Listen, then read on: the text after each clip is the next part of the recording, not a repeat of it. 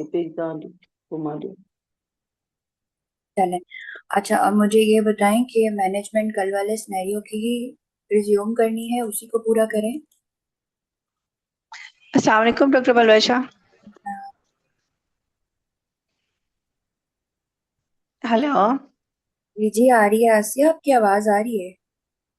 अच्छा मैडम, मैं कहती आप मुझे आप छोटा सा भी कोई सिनेरियो देते हैं, हम मुझसे एक दफा हिस्ट्री दोबारा सुन लें। चलो, हिस्ट्री भी कर लेते हैं।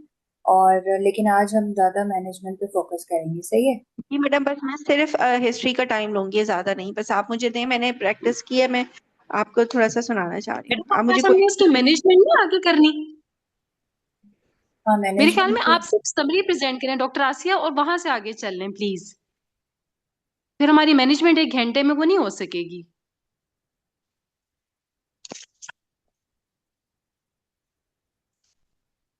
डॉक्टर पलवश, आप क्या कहती हैं इस बारे में? देखो यार, मेरी बात सुनो, बहुत सारे मौके आएंगे तुम लोगों के प्रेजेंट करने के, डोंट वरी। तो कोई जल्दबाजी नहीं है। कर भी सकती हो और मैनेजमेंट भी कर सकती है, कोई मसला नहीं है। देखो, जो हिस्ट्री थी कल हमने डिस्कस कर ली थी, आज मैनेजमेंट करते हैं, उस पर डिस्कशन कर लेते हैं, फिर हम सिनेरियोज दोबारा कर लेंगे। ठीक है, अगली क्लास में कर लेंगे। एक एक बंदा 10-10 मिनट, बस इससे ज्यादा मैं नहीं दूंगी किसी को भी टाइम। सबका मौका आए ताकि सब प्रेजेंट करें फिर, ठीक है। I think this would be best. Monday को ऐसा करो कि मंडे को तुम लोग प्रेजेंट करना, अभी जो है ना आप लोग मैनेजमेंट करो। ठीक है आसिया, कोई इश्यू तो नहीं है? नहीं नहीं मैडम, सही है, जब आपने कह दिया तो बस काफी है। आप नहीं आप नहीं, ऐसे आपसे ही तो। ऐसे नहीं। नहीं नहीं, तुम लोगों को पढ़ना है तो तुम लोगों का ओपिनियन बहुत ज्यादा जरूरी है। चलो। नहीं बस मैं ओपिनियन मेरा यही है ना, बस आपने कह दिया काफी है, मैं आपको मंडे को रिमाइंड करा दूंगी। हाँ हाँ, नहीं नहीं, मंडे को हम रखेंगे ऐसे कि बस सब प्रेजेंट करें एक एक सिनेरियो, ताकि प्रैक्टिस हो जाए, सिंपल। ठीक है। अब चलो, अब कल वाले सिनेरियो में मैनेजमेंट हमारी रह गई थी, पहले उसको डिस्कस करते हैं जल्दी से 10 मिनट में। और फिर नेक्स्ट सिनेरियो की मैनेजमेंट करेंगे, हिस्ट्रीज हम फिर मंडे से करेंगे, ठीक है। अब देखो, कल वाला पेशेंट आपका ग्रेविडा 3 थी। शी वॉज एट 31 मैं वीक। उसकी समरी बता देती हूँ डॉक्टर परमेश्वर, मैं उसकी हाँ चलो, समरी सुना तुम देती तुम हूँ। समरी बता दो, मैनेजमेंट कोई और बता देता है। Mrs.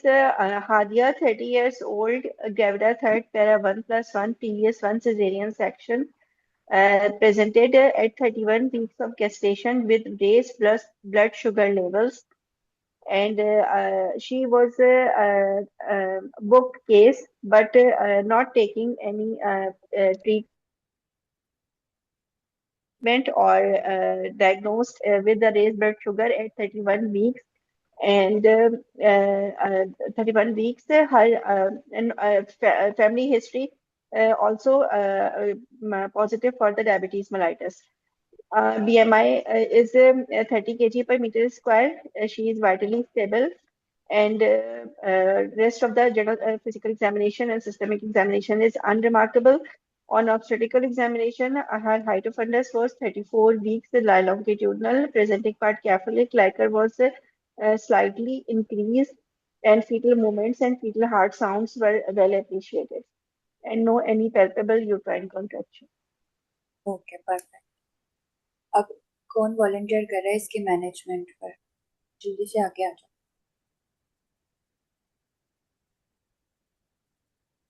Hurry up.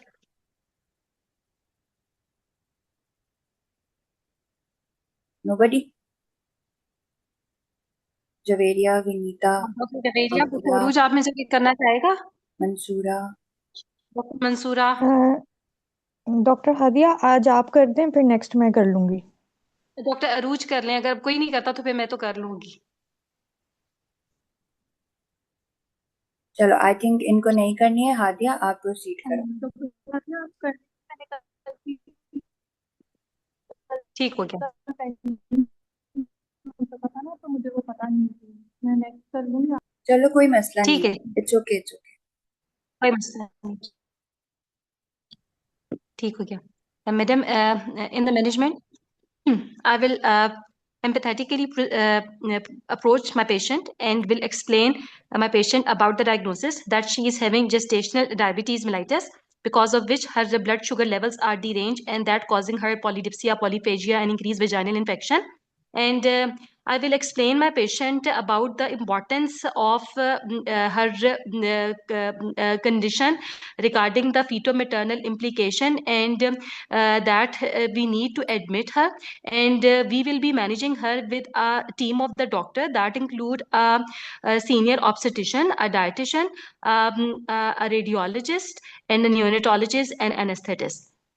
I will be telling her about the feto-maternal implication that because of deranged blood sugar levels, the baby is at risk of the baby is also diagnosed with the macrosomia on the recent ultrasound, and these babies are at risk of developing sudden intrauterine fetal death and also perinatal and intrapartum morbidity because of the birth-related trauma. And the maternal effects could be because of increased baby size, and like she could have excessive abdominal dilatation causing pressure symptoms and preterm labor. And these deranged blood sugar level also cause increased intrapartum and birth related she could have preterm birth and delayed wound healing. And for the admission, I will get her the 6 blood sugar levels done, and in liaison with a dietitian will be providing her with a diet chart and good counseling of diet that should be taken with low glycemic index, and the percentage of the carbohydrates, proteins, and the fats to be described, about the exercise of 30 minutes before every meal. And we will be starting her on oral hypoglycemics agents, metformin 500 milligram TDS, and as my patient has a complication of the gestational diabetes mellitus in the form of the macrosomic baby, in liaison with a physician or diabetologist, we will be starting her on the insulin as per her blood sugar levels. And Okay. after this, hold on, Hadia. Hold on. You have done the 6-point profile and you have seen that all of her readings, including the fasting blood sugar levels, are high. Then knowing how would you all manage? the blood sugar. Okay, madam.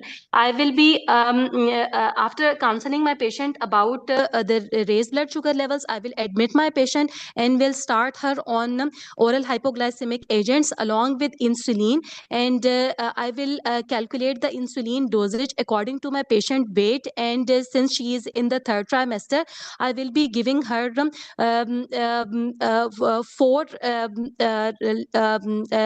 regular doses of the regular insulin and 1 NPH based upon her weight, and calculating it by the basal bolus regime. Okay, and I will be doing her blood pressure monitoring, her regular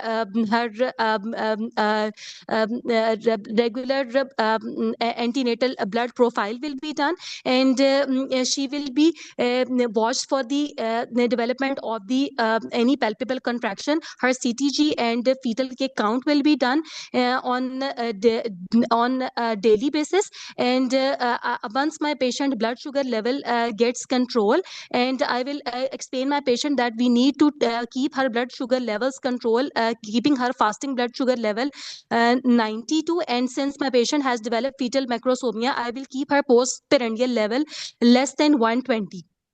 And after the control of the blood sugar level, I will discharge my patient back home and will explain about the usage of the insulin at home and storage and its injections, how to take the injections. And I will explain my patient about her regular blood sugar monitoring and to keep her antenatal visit on weekly basis and vigilant on for the fetal movements. And I will be calling on 1 weekly visit. And after the stabilization, I will give my patient the steroid cover by increasing 20 to 40% of the dosage of the insulin, and this should also be given keeping the patient admitted. And at 36 weeks, I will discuss my patient about her mode of delivery and about contraception, and will be checking her blood. Will be checking her blood complete for the hemoglobin.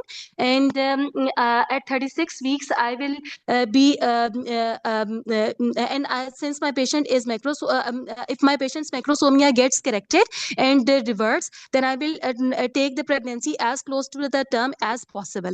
And in case of any I will explain about the red flag signs and any emergency conditions, and will be managing my patient accordingly. If everything stays normal, I will plan her elective cesarean section by 39 weeks, and will be doing the vigilant blood sugar monitoring. Will explain my patient to omit her night dosage, and will be keeping the patient first on the list. Following the WHO safety checklist, I will plan her elective cesarean section, and will be doing will deliver the baby and hand over the baby to the pediatrician for its postnatal monitoring. As my postnatal monitoring. And after the completion of the cesarean section, I will ensure enhanced recovery program, and will be doing 1 hourly monitoring of the blood sugar till 4 to 6 hours until my patient is able to eat something. Then we'll be doing its levels 4 to 6 hourly for the next 24 hours. I will be I will be advising early mobilization, and will doing the VTE assessment, and will give her prophylaxis accordingly. Will allow my patient early breastfeeding, and advise her about the safe contraception, and to have early next pregnancy booking antenatal counseling. Okay, perfect. Very well done doctor Hadiya, आपने सारे points, almost management के सारे points आपने जो है वो इसमें highlight कर दिए. First of all, you admitted your patient, then you counsel. मेरी आवाज सही आ रही है? मुझे लग रहा है मेरा गला बैठा हुआ है थोड़ा. आपने काउंसल कर दिया नहीं मैडम सही आ रही है. ठीक है. You have counseled for the fetal and maternal implications, then you admitted and you did the 6-point profile, and then you accordingly managed along with the MDT. फिर आपने डाइट चार्ट, आपने सब चीजें इसमें पॉइंट आउट कर दी. आपकी basic template, basic concept आपका बिल्कुल क्लियर है हादिया. अब लॉन्ग केस में क्या होगा, सॉरी शॉर्ट केस में पर्टिकुलर वो एक टाइम पे आपसे पूछेंगे अभी इस बारे में तुम क्या करोगी, कैसे करोगी, पूरा तुम्हें चलने ही नहीं देंगे. ठीक है ना. जैसे 31 वीक्स है, okay fine, now what would you do. तो पहले पहले आपने एडमिट जरूर बोला, नंबर मिलेंगे. ठीक है.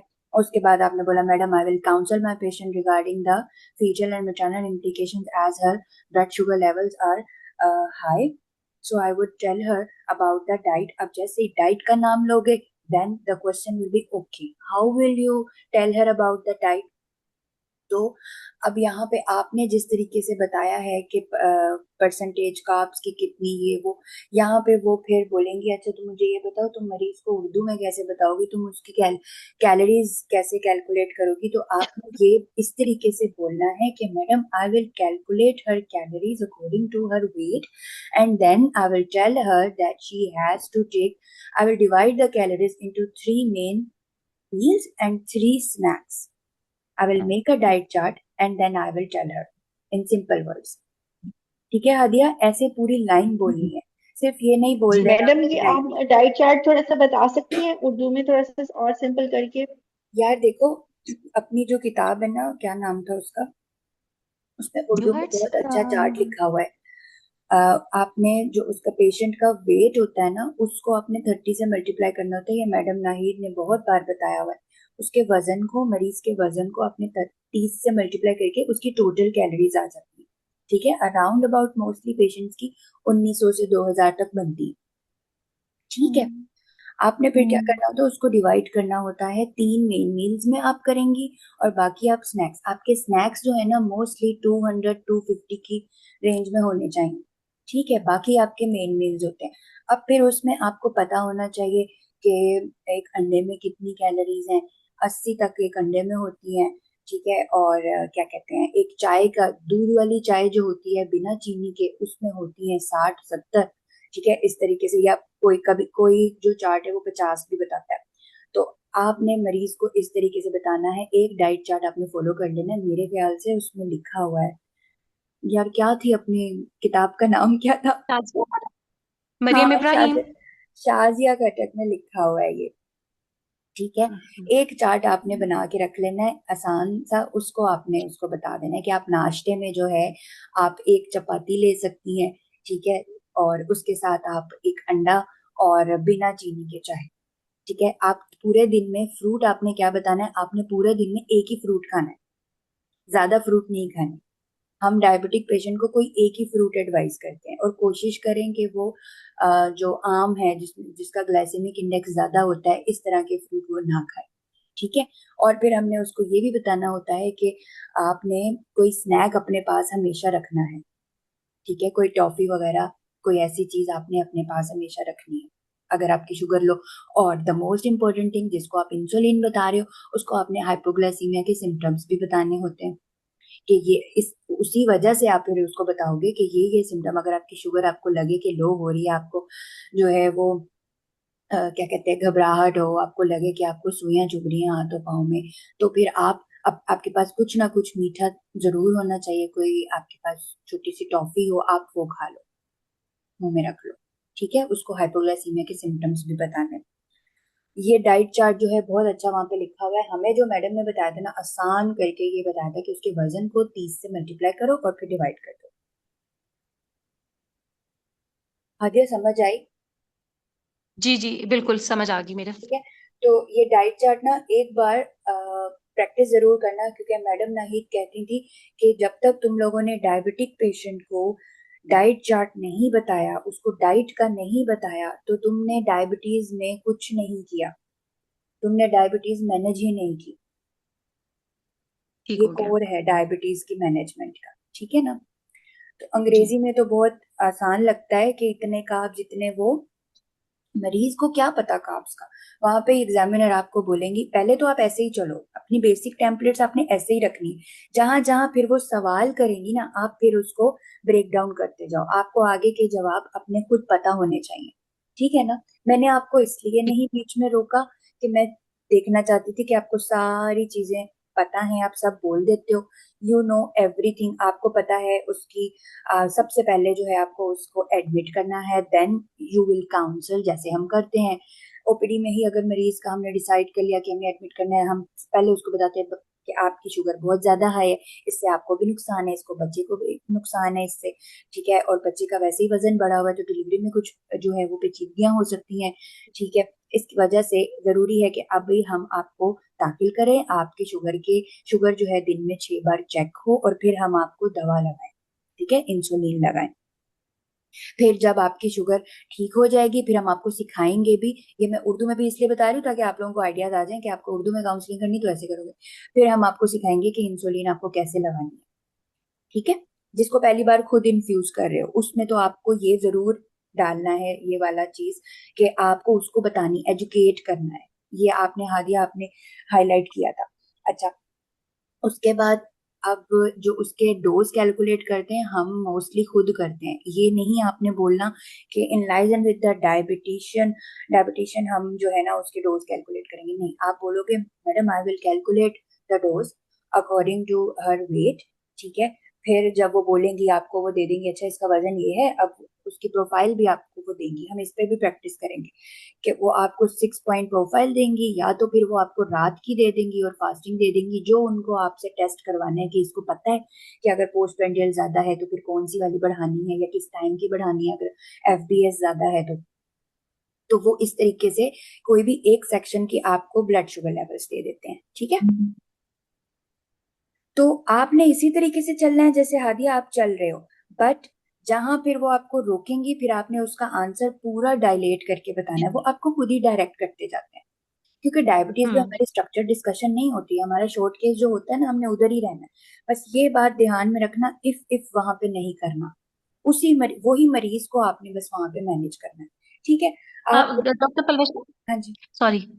जी जी, ये जैसे पेशेंट आया मैक्रोसोमिया के साथ, अब 31 वीक्स पे, अब अगर मैं इसको लेके चल रही हूँ तो आई एज्यूम कि जब मैं इसकी ब्लड शुगर कंट्रोल करूंगी तो मैक्रोसोमिया ठीक हो जाएगा। यस ठीक हो जाता है। हाँ, और ठीक है। उसका पॉली ठीक हो जाएगा and then I will take it as a normal diabetic patient. Yes, आप जी जी जी, आप उसको मैडम तो पॉली अगर वो ठीक तो नहीं होता मैडम, जितना पॉली होता है उतना रहता है, बस ये होता है कि आगे मजीद पॉली नहीं होता। आप, हाँ, इसको अभी पोली नहीं है, हम पोली अभी डिस्कस कर ही नहीं रहे, ठीक है ना, हम अभी macro diabetes with GDM with macro, basically at this time of point ये पेशेंट जीडीएम विद कॉम्प्लिकेशन है मेरे पास, मैं इसको जीडीएम विद कॉम्प्लिकेशन अभी एज्यूम करूंगी। फिलहाल मेरा प्लान, अगर मुझसे इसी वक्त कोई पूछेगा, मैं बोलूंगी कि मैं लेस देन 40 वीक्स पे इसको डिलीवर करूंगी according to the NICE guideline. और वैसे ही पेशेंट का प्रीवियस सिजेरियन है, तो हादिया ने बिल्कुल सही किया कि अगर सब ठीक रहता है, कोई और कॉम्प्लिकेशन डेवलप नहीं होती मेरी मरीज को, उसकी शुगर कंट्रोल रहती है, I will take her to the completed 39 weeks and deliver her by caesarean section. Management doctor decision Palwasha, बिल्कुल मेरा एक सही था, टाइम क्वेश्चन पे है। सही था। जी डॉक्टर पलवशा, मेरा एक क्वेश्चन है कि इन्होंने ओरल हाइपोग्लाइसेमिक भी स्टार्ट की थी, लेकिन हाँ, जब भी इस पे मैं कॉम्प्लिकेशन आ होती है रही और हूँ। लेवल ज्यादा होते हैं तो डायरेक्ट इंसुलिन नहीं करेंगे हम? हाँ, इस पे मैं आती हूँ। देखो, आपको एक पेशेंट कॉम्प्लिकेशंस के साथ मिल गया, तो आपको इस वक्त दिमाग में होना चाहिए कि आपको जल्द एज जल्द उसके ना ग्लाइसेमिक कंट्रोल आपको अचीव करने हैं, राइट। तो इस टाइम आप मेटफॉर्मिन का चांस नहीं ले सकते, ये शुरू में आती ना, सेकेंड ट्राइमेस्टर में भी आ जाती, हम मेटफॉर्मिन देते, चेक करते, फिर ऐड करनी होती तो हम इंसुलिन चेक दे देते, फिर हम इसको मॉनिटर करते रहते। At this point of time हम इसको इंसुलिन रिजिम पर ही रखेंगे, क्योंकि हमें जल्द से जल्द इसका ग्लाइसेमिक कंट्रोल अचीव करना है, टारगेट। ठीक है हादिया, ये बात मुझे हाईलाइट हाँ करनी थी। ठीक है, ये मैंने जी नोट्स जी। किए थे, आप मेटफॉर्मिन आपने लेकिन बोला। जैसे हम पेशेंट को एक्सप्लेन करते हैं, एक पेशेंट आई है, मैं भी इसके बारे हाँ, में थोड़ा सा कंफ्यूज हूँ कि उसको कैसे लेके चलना चाहिए, स्ट्रेट अवे उसको ओमिट कर देना चाहिए ओरल हाइपोग्लाइसेमिक्स को और स्टार्ट करना चाहिए इंसुलिन से, या yes। हम दोनों चीजें एट द सेम टाइम कर देंगे? देखो, अभी ये थर्ड ट्राइमेस्टर में एंटर हो गई है चंदा, प्रीवियस सिजेरियन सेक्शन है, मैक्रो है, इसके रिस्क हैं काफी। हम्म। ठीक है, you can hmm not take hmm. Chance, being a good obstetrician, being a safe obstetrician, you cannot take chance with metformin. Madam, the question hmm. is, we are not omitting starting insulin option. But along with starting insulin, can we also try at this age of gestation no. adding metformin along with insulin, or we should just omit this thing? Well, for me, अगर मुझसे पूछो, मेरे नहीं ख्याल से कि this is a good idea. ये आप तब कर सकते हो जब आपके नहीं मेरा अपना ना पास ये एक से दो हफ्ते। सॉरी, मैंने डॉक्टर सर राशिद की ना कभी कभी कोई अप्रोच कुछ इस तरह की होती है ना कि वो हमेशा, जैसे इवन कॉम्प्लिकेशंस के साथ भी पेशेंट था ना, मैंने एक केस उनको प्रेजेंट किया and he pointed that thing कि इवन इफ तुम्हारी पेशेंट टर्म पे भी है ना, तो तुम उसको step wise, even if complication भी है तो उसको बताओगी कि हाँ एग्जामिनर को ये सारी चीजें रजिस्टर करवा के, लेकिन स्टार्ट तो ये तो इस पे कोई क्वेश्चन नहीं है कि आप इंसुलिन नहीं देंगे, I you will get you. Straight away start madam बस, लेकिन अभी अभी जो हाँ आसिया, बोलो। अब कल जो डॉक्टर अरूबा वाला केस था वो भी 30 वीक्स वाला उन्होंने खुद ही दिया था। जी मैडम, कल जो डॉक्टर अरूबा वाला केस था ना, उन्होंने खुद ही सिनेरियो दिया था 30 वीक्स वाला ना, वो भी विद कॉम्प्लिकेशंस था, उसको आईयूजीआर था, तो उन्होंने उसकी ना मेटफॉर्मिन मैंने मैनेजमेंट में नहीं बोली थी, उन्होंने मुझे मतलब इस बात पे वो कहा था, उन्होंने कहा था कि start with 1 gram BD, that is maximum dose, plus then add insulin after the calculation. और वो पेशेंट 30 वीक्स पे थी विद आईयूजीआर। उसमें अच्छा उसमें आयुजी आया था ना, उसमें डायबिटीज की कॉम्प्लिकेशन तो नहीं थी, या वो क्रॉनिक हाँ, डायबिटिक थी? उन्होंने जो सिनेरियो दिया था उसमें वो पेशेंट जो थी वो गेस्टेशनल डायबिटीज थी, प्रीवियस वो जीडीएम थी, और वो प्रेजेंट किया था उसने 30 वीक्स पे विद आईयूजीआर, डॉपलर उसका एसडी रेशो रेस था। उन्होंने कहा था कि मैं आज तुमको दो चीजें मिक्स करके दे रही हूँ, आईयूजी और डायबिटीज, तो शायद उन्होंने इस वजह से ऐसा दिया था। लेकिन बहरहाल उन्होंने मुझे अच्छी तरह ये बात याद है, क्योंकि उन्होंने मुझे स्टॉप किया था और उन्होंने मुझे मेटफॉर्मिन ऐड ये करवाई मैंने थी भी सुना मैनेजमेंट में। था। हाँ, ऐड करवाई मैनेजमेंट में थी, ऐड क्योंकि करवाई। ठीक है। डॉक्टर हादिया, इस दफा जो मैंने केस प्रेजेंट किया था ना शॉर्ट केस एग्जाम में, मैंने मेटफॉर्मिन बोला उधर, तो मुझे वो एग्जामिनर कहती है अच्छा तुम उसको मेटफॉर्मिन दोगी इस पे, तो फिर मुझे था कि नहीं, मेटफॉर्मिन नहीं, इंसुलिन ही स्टार्ट देखो करेंगे। मेरी बात सुनो, बलवच आप इस हमें पे एक्सप्लेन है, मैं आप फिर बताती फाइनल हूँ। करके आपने बताना है। देखो, वैसे मेटफॉर्मिन इसमें डॉक्टर देखने देने पलवशा में, इसमें हाँ जी, कंफ्यूजन होता है। देखो मेरी बात सुनो, एग्जाम मैडम में इसमें मैंने कल भी कंफ्यूजन होता बताया है, था आप लोगों को क्योंकि कि, मैंने भी मेटफॉर्मिन, हाँ। हाँ मैंने कल भी बताया था आप लोगों को कि जिस चीज पर बिल्कुल क्लियर कट रिकमेंडेशन नहीं है ना कि ये नहीं करना या ये करना है, जो करना है वो हमें पता होता है। जहां पे ग्रे एरिया आ जाता है ना, कुछ ऑब्स्टेट्रिशियंस देती हैं, यस दे डू, वो लीस्ट इन्वेसिव से चेक करती हैं अपने पेशेंट को, तो वो देती हैं और उनके पास जस्टिफिकेशन होती है। ठीक है, तो यहाँ पे पॉइंट ये है कि अगर मैं बोल रही हूँ ना कि मैं इसको मैडम इंसुलिन दूंगी, ठीक है, तो मैं जस्टिफाई जैसे मैं कर रही हूँ ना, मैं ऐसे ही अपने एग्जाम में भी करूंगी जो मुझे लग रहा है मैडम मुझे जल्दी अचीव करना है इसका ग्लाइसेमिक कंट्रोल, और इसको अच्छा खासा मैक्रोसोमिक बेबी है, इसलिए मैं जो है इसको इंसुलिन दूंगी, तो वो मेरी जस्टिफिकेशन है। ठीक है, शी कैन नॉट से, क्योंकि there is not clear cut recommendation के आप पहले स्टार्ट ही मेटफॉर्मिन से करो और फिर अच्छा। एक और चीज नाइस की, अगर किसी को याद हो आपको, अच्छा लेवल्स हेल्प करेंगे, अभी हमारे पास लेवल्स नहीं है। लेट्स सपोज नाइस कहती है अगर आपके पेशेंट की फास्टिंग 7 से ज्यादा है तो straight away start from insulin. हाँ, straight away start from insulin. हाँ अगर जी, मैडम फास्टिंग 7 से ज्यादा है और रेंडम 11 से ज्यादा है तो don't think, straight away start insulin. तो आपको लेवल्स बहुत हेल्प करेंगे ये डिसीजन लेने में और जस्टिफाई करने में। अभी मेरे पास लेवल्स नहीं है, मैं लेवल्स पर ही आ रही थी अभी, ठीक है ना। लेट्स सपोज इस पेशेंट का तो रैंडम भी बहुत ज्यादा है, 180 200 तक है, तो फिर मैं तो नहीं चांस लूंगी, मेटफॉर्मिन क्या करेगी, मैं एक्सपेरिमेंट तो नहीं कर सकती ना अपने मरीज के साथ, वो सिम्टोमेटिक भी हो रही है। ठीक है, तो लेवल्स बहुत हेल्प करेंगे। ये वाली बात नाइस की अपने दिमाग में बिठा लो कि 6 से लेके 6.9, अगर मुझे मैं नंबर्स थोड़े भूल जाती हूँ, आप लोग को याद होंगे, आसिया आपको याद होगा ना, 6 to 6.9 तक ये है कि you can start with madam and diet. Madam जो यस मैडम, इसका जो कट ऑफ है इसका इंसुलिन का greater than 7 and greater than 11 millimoles पर लीटर है। अगर हम हाँ इसको उसमें लें शुगर लेवल्स में तो वो जो है वो 140 और 200 बनता है। एग्जैक्टली, तो इस पे हमें जो है ना उसको इंसुलिन स्टार्ट कर देनी है। और जो है वो 90 टू 126 के बीच में जो है ना वो फिर हम मेटफॉर्मिन का है कि 90 टू 126, हाँ जो आपकी एफबीएस अगर 90 से 126 के बीच में है तो फिर मेटफॉर्मिन आप दे सकते हैं ना, जो मेरी अंडरस्टैंडिंग है नाइस की ना। ऐसे ही है, वो बिल्कुल है, metformin along with the diet and exercise. Adiya exercise. समझ आ रही है इस पॉइंट की मैं क्या हाईलाइट करना चाह रही हूँ? जी जी, मुझे समझ आ रही है। ठीक है ना, जी मैडम, तो कि लेवल अगर पे आप हम एक हमारे मेटफॉर्मिन भी पास उसको दे रहे बात हो है। ना, तो ठीक है आप जस्टिफाई करो। अब जैसे आप जवेरिया बोल रही हैं कि मैंने मेटफॉर्मिन बोला था, जवेरिया उस टाइम शायद आपको उनके टोन से ना आप परेशान हो गए और आपको जस्टिफाई करना नहीं है, आपने गलत नहीं बोला था। ठीक है, शायद फिर मुझे यही, मैं कंफ्यूज हो गई थी कि मैंने शायद गलत बोल दिया कि ये नहीं पेपर था में करना कंफ्यूज चाहिए। नहीं होना, कंफ्यूज नहीं होना बिल्कुल भी। आपने सब कुछ पढ़ा हुआ है, आपके पास एविडेंसेस हैं लिटरेचर के, आप वहां पे बस जस्टिफाई करोगे, yes madam you are absolutely right, but however my patient has this factor, so being a safe obstetrician, I will choose this for my patient, although I will give her options of 1 2 3, but then again the ultimate choice will be my patient's। और ठीक doctor है, पलवशा, ये जिस तरह ये 2 और glucose level कर रहे हैं, लेकिन हम तो 1 और ग्लूकोज लेवल चेक अब करते हैं 1 ना, आवर करते 140 हैं और ना, 200 तो वाला तो आप नहीं 1 करते, आवर वाले याद कर 150 लो ना, और आप हाँ 1 जी। आवर वाला याद कर लो, हम 1 आवर वाला ही करते हैं, 2 नहीं करते हम। यहाँ तक किसी को कोई कंफ्यूजन? जी doctor Palwasha, thank you. Levels की जो अच्छी अंडरस्टैंडिंग आती है ना, जो एसओजीबी के चार्ट बना हुआ है ना वो देख लेना, उसमें पूरा जो छोटे से 2-3 चार्ट बने हुए हैं और एक बड़ा चार्ट बना हुआ है जिसमें एंटीनेटल, इंटरपार्टम और पोस्टपार्टम पूरा उसमें दिया हुआ है, और उसमें जो है ना लेवल्स भी पूरे उन्होंने क्लियरली लिखे हुए हैं, तो बस वो भी याद कर ले तो वो एसओजीपी तो फिर वो उसको चैलेंज तो नहीं कर सकता, तो हाँ बस उसमें आप पूरा लोगों क्लियर को, समझ। लेकिन हाँ मैडम नाहिद ये जरूर कहती हैं कि एसओजीपी की बातें वहां पे बोलनी है आपको, ताकि आपने एग्जामिनर को बताना है कि ओके पढ़ी हुई है इसने एसओजीपी। और मैडम हाँ, डॉक्टर एसओजीपी नाहिद बहुत नाइस। के बोलने पे मैंने पढ़ा था। डॉक्टर नाहिद ने ही कहा था कि तुम लोगों ने हाँ अनीमिया और डायबिटीज की एसओजीपी तो पढ़नी पढ़नी ही है, पढ़नी है। हाँ वो लोग पढ़नी तो जो रिलीजियसली फॉलो करते हैं, हमारी एग्जामिनर्स एग्जाम में पूछती हैं सारी बातें, वो चाहती हैं कि आप एसओजीपी वाली बताओ। सही है, अस्सलाम वालेकुम मैडम। वालेकुम अस्सलाम सलाम वालेकुम मैडम। फातिमा।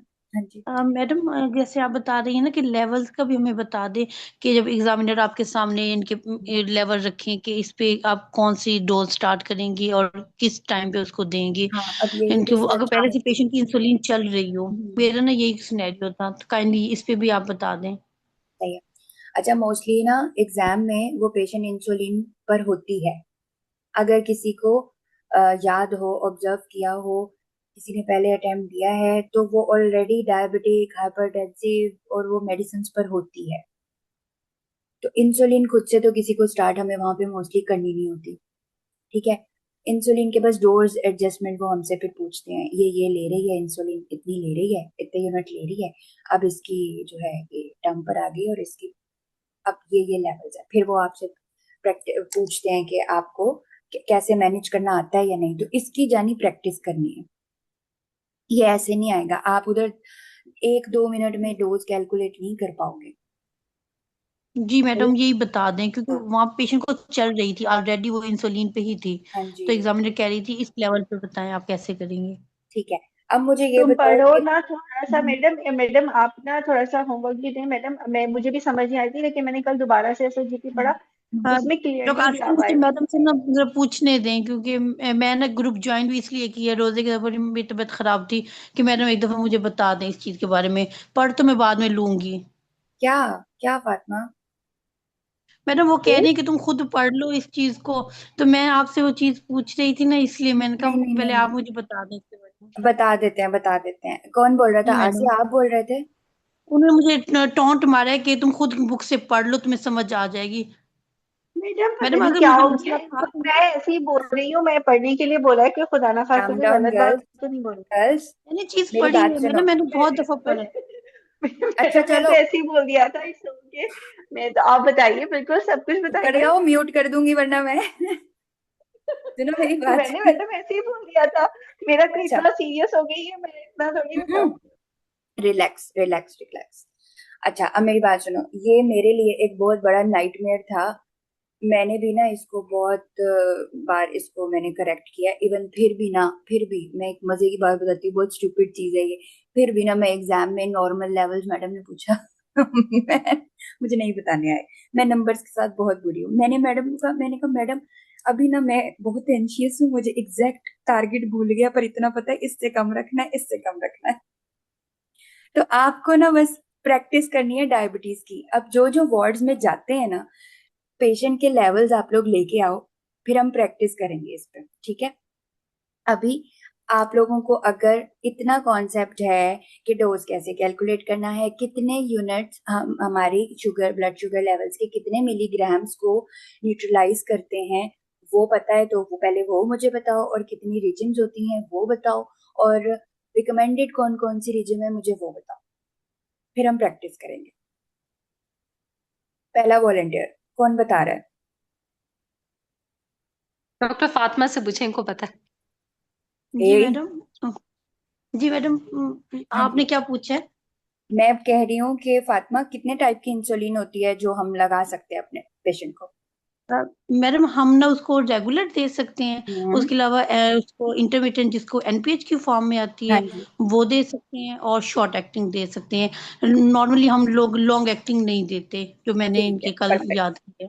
परफेक्ट, बिल्कुल अच्छा, और परफेक्ट। मैडम हम, जी मैडम, बोलो और बोलो मैडम बोलो। कैलकुलेट जो, जी बोलूं मैडम आगे? हाँ जी कैलकुलेट बोलो। जो डोज करते हैं ना, जो डोज कैलकुलेट करते हैं हम, वो एक तो 0.5 को पर केजी से मल्टीप्लाई करते हैं। उसके अलावा एक कैरल जे रजीम होती है, हम्म, उसमें 0.6 को मल्टीप्लाई करते हैं वेट के साथ इन फर्स्ट ट्राइमेस्टर में, सेकंड ट्राइमेस्टर में 0.8 को वेट के साथ मल्टीप्लाई करते हैं, और अगर थर्ड ट्राइमेस्टर में 0.9 को मल्टीप्लाई करते हैं वेट के साथ, और ऑलमोस्ट 36 वीक के बाद वो 1 यूनिट को 1 को मल्टीप्लाई करते हैं उसके वेट के साथ। मतलब ऑलमोस्ट उसके जितना उसका वेट होता है ना, उसके हाँ जी, अकॉर्डिंग ही उसकी डोज बन जाती है। तो ठीक है। मैडम कैलकुलेट करने के बाद जो हम देने का, हमारे पास दो रूट्स हैं, एक बाईफेजिक है और एक बेसल बोलस रजीम है। जो बाईफेजिक है उसमें हम जो डोज हमारी कैलकुलेट होती है, हम उसको 2/3 और 1/3 में डिवाइड कर देते हैं। जो 2/3 है ना, वो हम उसको देते हैं मॉर्निंग में, और 1/3 नाइट में देते हैं। उस 2/3 में मॉर्निंग में हम लोग 2/3 एनपीएच देते हैं, और 1/3 हम उसको रेगुलर देते हैं जो मॉर्निंग की डोज होती है। और नाइट पे हम 1:1 रेशो देते हैं, मतलब हाफ यानी उसको एनपीएच देते हैं और हाफ उसको रेगुलर देते हैं।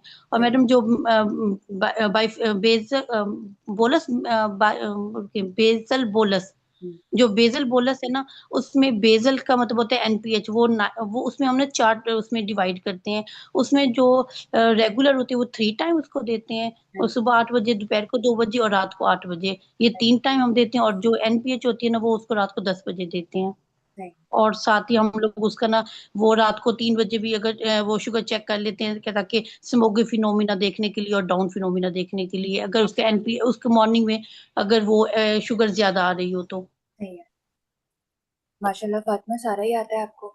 जी आसिया बताएं। मैडम इस तरह आपसे कैलकुलेट नहीं करनी है, मतलब मैं वैसे कैलकुलेट की कैलकुलेट कर प्रैक्टिस लेती करेंगे फातिमा। हूँ। जो मैडम वो भी ये मुझे मतलब इस तरह पता है। मैडम एक मैं बता रहा हूँ, मुझे वो मुझे पता है कि मैडम एक एक मिनट मिनट में बता फातिमा, दिए मेरा एक कंप्लीट कर। मिनट आसिया जी को बोलने दो प्लीज। Okay madam. मैडम नहीं, मुझे कुछ नहीं बोलना, आप इनको बोलने दीजिए ना, क्योंकि ये कह रही है ना, इन्होंने क्लास रोजे में इसीलिए लिया कि ये बोलना चाह रही हैं, तो आप इनको बोलने मैं इट्स ओके, मैं आपसे मंडे वाली क्लास में डिस्कस कर लूंगी जो मेरी क्वेरीज होंगी। अच्छा ठीक है। अच्छा ठीक है, Hadia you want to add anything?